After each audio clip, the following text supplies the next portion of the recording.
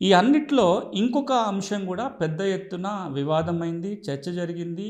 దాని మీద చాలా అనుమానాలు ఉండేటి. దీన్ని కూడా సుప్రీంకోర్టు వారు ఇంతకుముందు నేను మాట్లాడిన 2 తీర్పులలో నివృత్తి చేశారు. అదేంటంటే ఈ 2012లో సుప్రీంకోర్టు వారి తీర్పు వచ్చేంత వరకు కూడా జిల్లా ఫోరంకు వెళ్ళాలి అంటే ఆ విత్తనాలు ఉండాల్సిందే. ఆ విత్తనాలను ల్యాబ్‌కు పంపాలి. రైతు దగ్గర గనక కొన్ని విత్తనాలన్నా లేకపోతే ల్యాబ్ టెస్టింగ్ సాధ్యం కాదు కాబట్టి రైతుకి నష్టపరిహారం ఇవ్వడానికి వీలు లేదు అనే వాదనలు కూడా వచ్చాయి కోర్టులలో. కానీ ఈ విషయంలో సుప్రీంకోర్టు ఏమందంటే అది చాలా దారుణం. అట్లా రైతు ఉంచుకోవాలని తప్పనిసరి రూల్ పెట్టడం.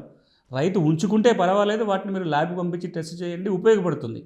రైతు కనుక విత్తనాలు దాచుకోకపోయినా దాచుకోమని మీరు ఇన్సిస్ట్ చేయాల్సిన పని లేదు. ఎందుకంటే రైతాంగం చాలామంది ఈ దేశంలో మెజారిటీ ఎక్కువ మంది రైతులు ఇల్లిటరేట్స్ ఉన్నారు, అవగాహన లేని వాళ్ళు ఉన్నారు, వాళ్ళకి చట్టం తెలియదు. మీ మీ కంపెనీ ప్రతినిధులు మీరో లేదా ఊళ్ళో నలుగురు పెద్దవాళ్ళు చెప్పిన దాని ప్రకారం విత్తనాలు కొనుక్కొచ్చి వేసుకుంటారు తప్ప కొనుక్కున్న విత్తనాలు అంతంత ధర ఉంటాయి. ప్రతి గింజని వాడుకునే ప్రయత్నం చేస్తారు కానీ దాచుకునే ప్రయత్నం చేయరు. కాబట్టి విత్తనాలు దాచుకోకపోయినా మనం నష్టపరిహారం ఇవ్వచ్చు. మరి విత్తనాలు లేకపోతే ఏం చేయాలి? మీ కంపెనీ ప్రతినిధి వెళ్ళి ఒక రిపోర్ట్ ఇచ్చుకోవచ్చు.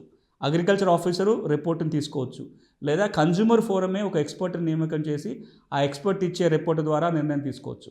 ఇంకా ఆ సంస్థ విత్తన సంస్థ కావాలనుకుంటే ఆ విత్తనాల చట్ట ప్రకారము ఏ విత్తనాలనైతే కంపెనీ అమ్ముతుందో ఆ బ్యాచ్ ఏదైతే బ్యాచ్ సీడ్స్ ఆ సంవత్సరం అమ్ముతారో అందులోకి వెళ్ళి కొన్ని విత్తనాలని దాచిపెట్టి ఉంచాలి విత్తన చట్ట ప్రకారం. ఎందుకంటే ఎప్పుడన్నా నష్టం జరిగితే ఇన్స్పెక్షన్ చేయడం కోసం విత్తన చట్టమే చెప్తుంది మీరే కొన్ని విత్తనాలు దాచుకోండి అని.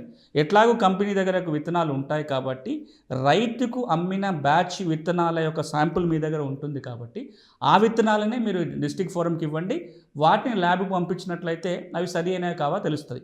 ఈ మార్గాల ద్వారా మీరు నష్టం జరిగిందా లేదా చూసుకోవాలి తప్ప రైతే విత్తనాలు దాచుకోవాలని మనం ఇన్సిస్ట్ చేయాల్సిన అవసరం లేదని సుప్రీంకోర్టు చెప్పింది.